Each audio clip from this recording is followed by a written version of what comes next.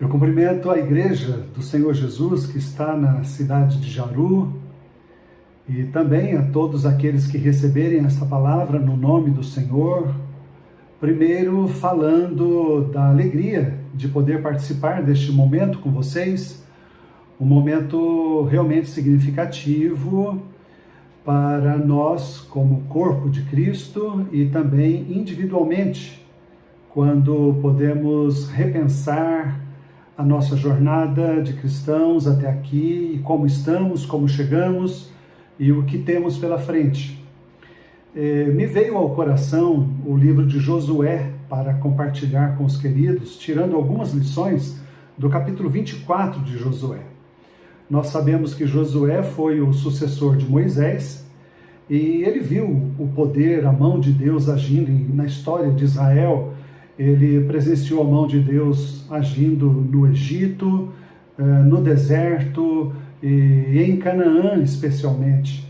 Ele foi o grande líder ali em Canaã, quando conquistou a terra, e o livro de Josué narra esse período que vai ali do final da jornada dos 40 anos, pega ali daquele período até a conquista de Canaã e o descanso na terra, quando Josué então liderou o povo, fez várias batalhas, muitas conquistas, enfrentou derrotas também, é verdade.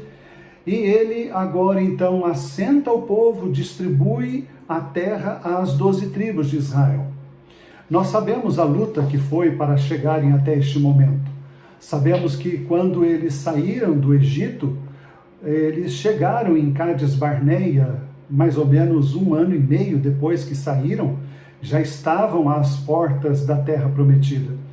E ali às portas, Moisés mandou 12 espias para ver a terra e ver como ela era e trazer um relatório. Os 12 voltaram e todos eles atestaram que a terra realmente era muito boa e ela era a terra conforme o Senhor Deus havia prometido. No entanto, 10 daqueles espias deram um relato negativo no sentido de que na terra havia muitos gigantes e que a terra era muito difícil de ser conquistada. De fato, eles achavam que Israel, em um combate, em guerra, seria vencido por aqueles moradores em Canaã. Josué e Caleb, que faziam parte do grupo dos espias, disseram o contrário do sentido dos inimigos que estavam na terra. Eles disseram: gente, Deus nos prometeu a terra, é nossa. Nós chegamos até aqui e é nossa terra. O Senhor vai pelejar as nossas pelejas como sempre pelejou por nós. E o povo começou a ouvir mais aos 10 espias do que a Josué e Caleb. Josué e Caleb chegaram a rasgar as suas roupas, clamando e dizendo ao povo: eia, vamos à batalha, vamos conquistar a terra. No entanto, o povo covardemente recuou. E por causa disso nós sabemos, a partir daquele momento, a palavra de Deus nos diz que dos homens acima de 20 anos que haviam saído do Egito, Deus disse: nenhum deles entrará em Canaã. E assim o povo peregrinou por 40 anos no deserto. E nós sabemos o que foi essa peregrinação no deserto por 40 anos. O sofrimento, as lágrimas, as dores, as experiências. E Deus agora então conduzindo esse povo em uma jornada que foi terrível para eles.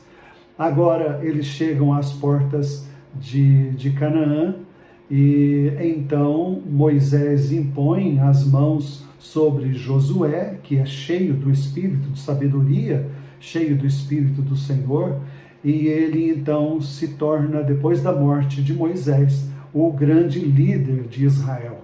E é ele quem entra na terra e nós sabemos das suas conquistas. E agora, no capítulo 24, Josué já está perto da sua morte. E o texto vai dizer, no primeiro verso do capítulo 24, que ele reuniu as tribos de Israel. Ele chamou os anciãos, ele chamou os juízes, ele reuniu todo o povo ali num local chamado Siquém. E isso é significativo, porque se você se lembra de Gênesis capítulo 12, quando Deus falou para Abraão que iria dar a ele aquela terra e fez promessa de fazer dele uma grande nação, Você sabe onde que foi que aconteceu isso, que Deus fez essa promessa a Abraão? Foi exatamente em Siquém. Centenas de anos depois, foi exatamente em Siquém.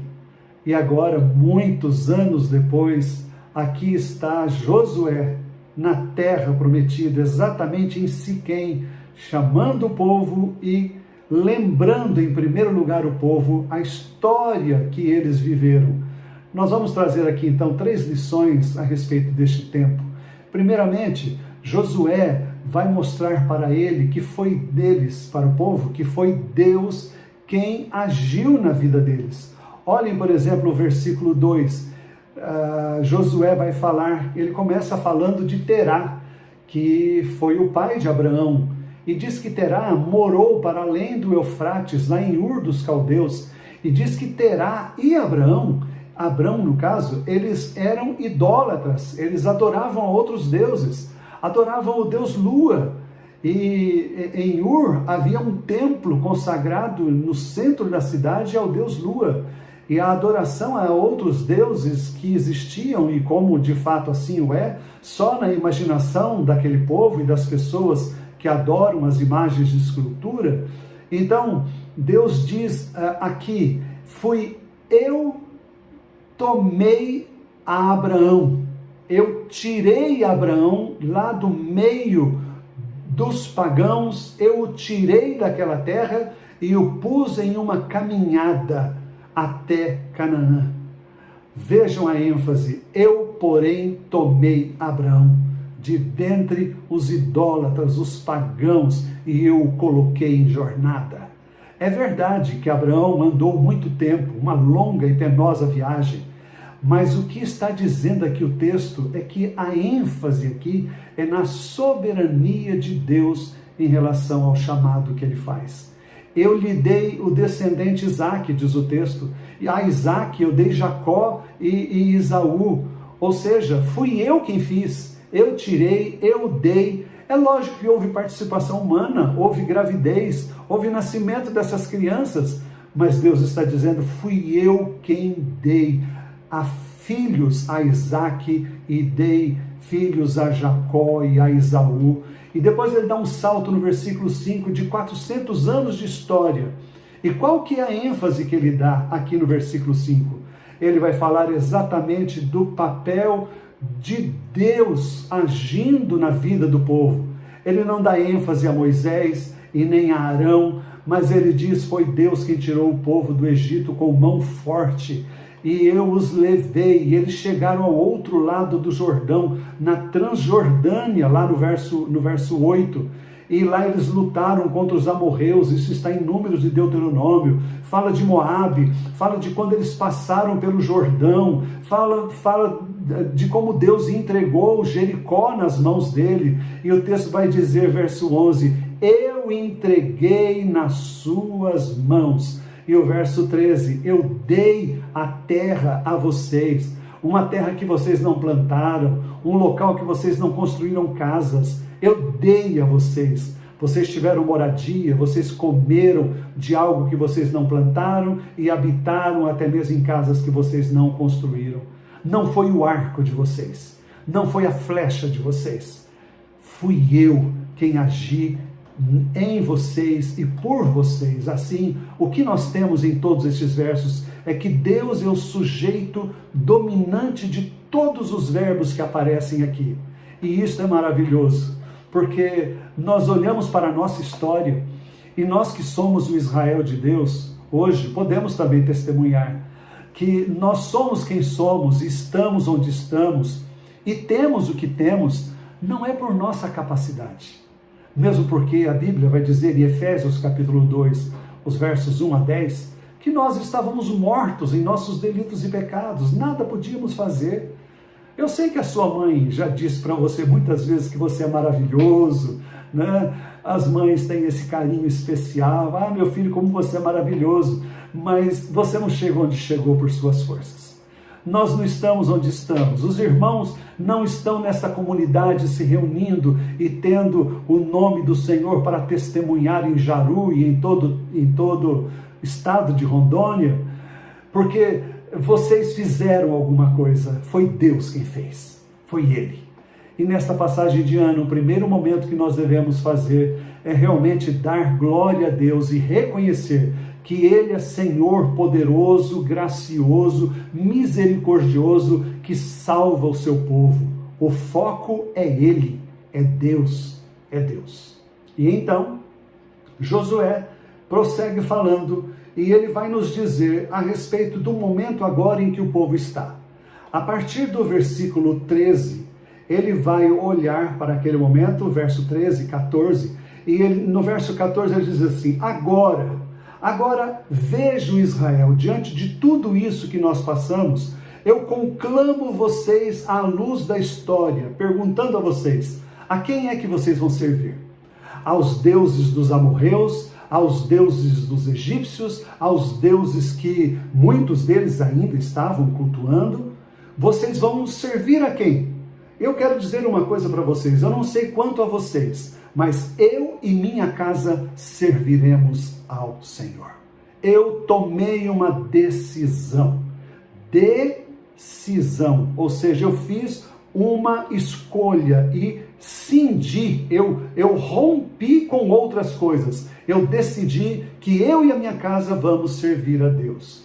Como é importante, meus irmãos, tomarmos decisões, tomar decisão. Você deve ter sido convidado para algumas refeições de Natal, para passar o ano novo com algumas pessoas, e você, quando já tinha decidido, ficou fácil para você tratar essa situação. Você disse: olha, eu já tenho compromisso, eu vou passar o Natal com fulano, vou passar o Natal com os meus pais, e o ano novo eu vou passar com a minha mãe. Nós dividimos em casa. Essas coisas acontecem muito. Quando você já decidiu, fica certo, não tem peso. Assim, meus irmãos, nós precisamos, como igreja do Senhor Jesus, tomarmos decisões.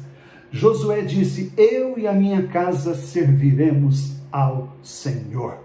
Eu pergunto a você, você já tomou decisão definitiva na sua vida, ao ponto de, quando o tentador vem te tentar, você diz: eu sei de quem eu sou, para quem eu vivo e para onde eu estou indo?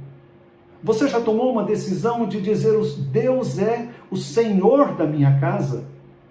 Ou os seus filhos olham para você e veem que a vida de Deus, a vida da igreja, não é assim tão importante para você? Que você, quando vai para a igreja, quando é para ir à reunião da igreja, você está cansado. E os seus filhos te ouvem dizer: não, eu não vou hoje porque eu estou cansado. Mas e quando você vai para a pesca, e mesmo cansado você vai pescar? Mesmo cansado você vai praticar um esporte? Mesmo cansado você faz um monte de coisas, mas para ir à reunião da igreja, não, eu estou cansado, não dá tempo, não tem tempo e não tem disposição.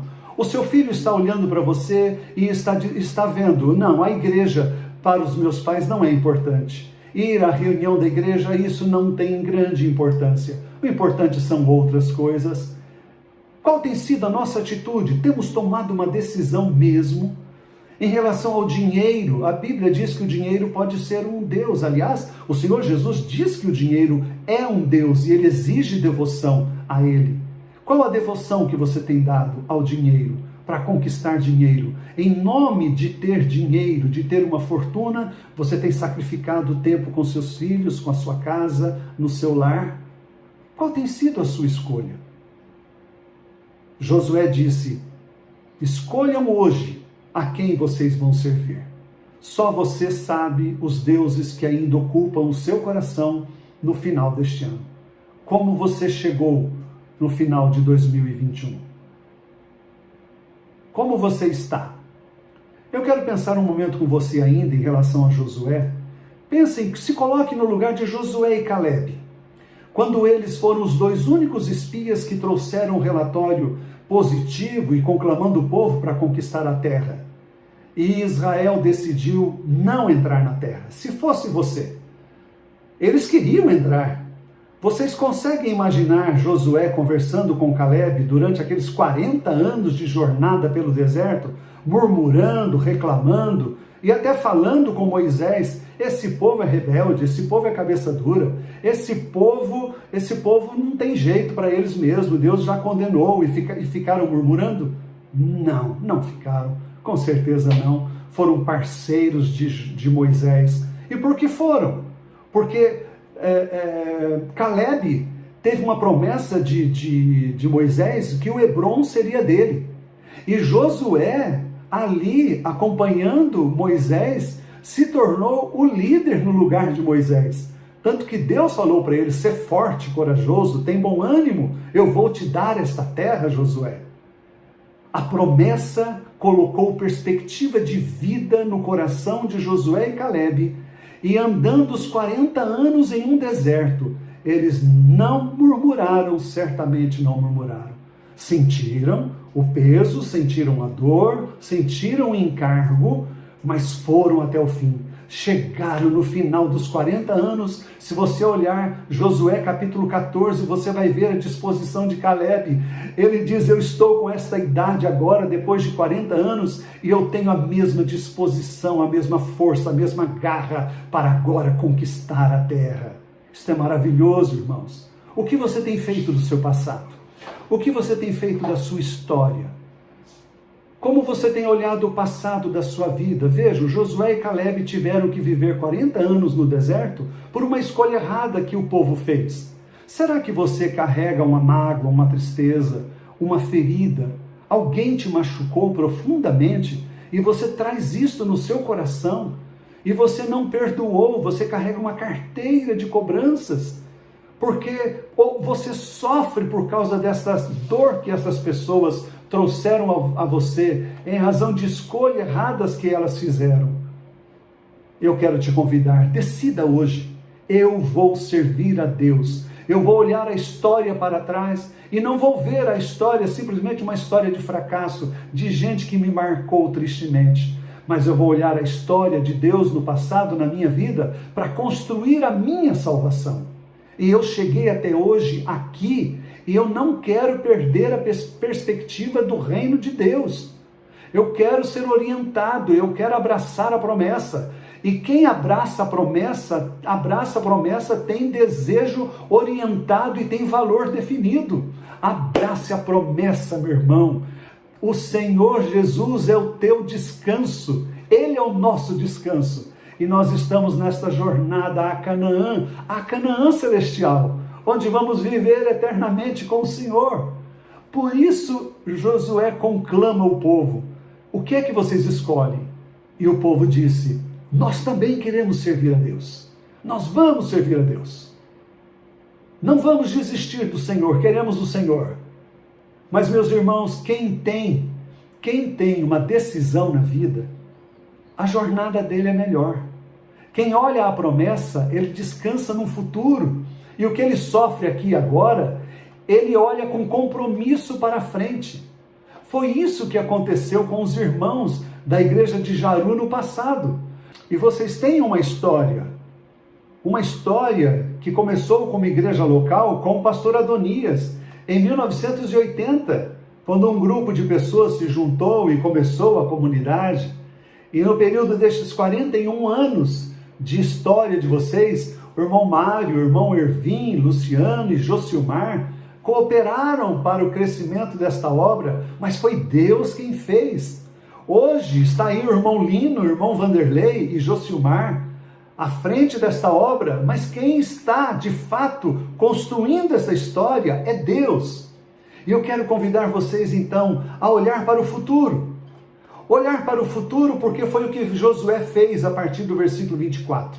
Quando o povo disse que queria servir a Deus mesmo, então diz o texto no verso 24 que Josué fez uma aliança e pôs esta aliança por estatuto e direito, e disse ao povo: inclinem os seus corações para Deus, joguem fora os seus ídolos e inclinem os seus corações para o Senhor.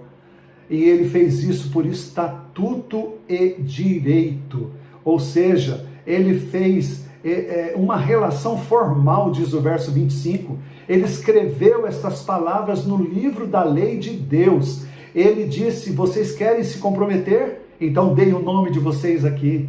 Gente que tem compromisso, que fez uma decisão, ele olha para o futuro com esperança, ele olha e tem uma determinação. Veja o verso 27, diz o texto que Josué colocou uma grande pedra, e esta pedra foi sinal, não simplesmente para que aquele povo se lembrasse no presente do que estavam fazendo, mas era algo que duraria e se tornaria significativo para as próximas gerações. Meus irmãos, concluindo esta palavra, eu quero abraçar os irmãos nesta hora, desejando um 2022 cheio de conquistas no Senhor, é verdade, mas convidar os irmãos a olhar para o passado e celebrar e reconhecer que foi Deus quem fez tudo por mim, por você, por nós individualmente e pela igreja como um corpo coletivo do Senhor. Olharmos para o nosso presente e vermos como estamos, nos consertarmos, nos arrependermos, liberarmos perdão, tirar o peso dos ombros. O Senhor Jesus é aquele que disse: vinde a mim, lançai sobre mim todos os que estão cansados, sobrecarregados, encontrareis descanso para as vossas almas, porque o meu jugo é suave e o meu fardo é leve. O Senhor quer enxugar as suas lágrimas, curar suas feridas, e Ele quer que você tenha um compromisso com Ele, você faça um compromisso em relação ao futuro. Filipenses capítulo 1, versículo 9 e 10, eu termino com essa oração pelos irmãos.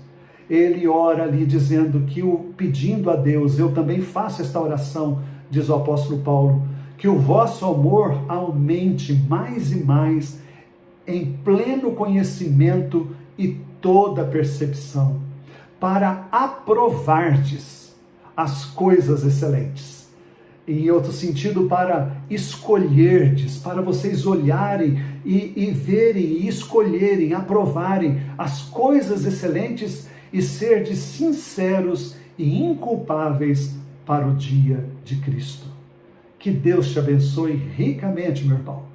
Meu abraço carinhoso a vocês, no sincero desejo de que você se lembre de tudo que Deus fez, que você se firme nas promessas do Senhor, não duvide, não se acovarde, continue confiando que Deus é bom, não perca a esperança. Eu quero encorajar você, eu quero encorajar sua família, eu quero te chamar a olhar para o futuro, comprometer-se com Deus, você mesmo, comprometer-se com você, com a pessoa que você ama.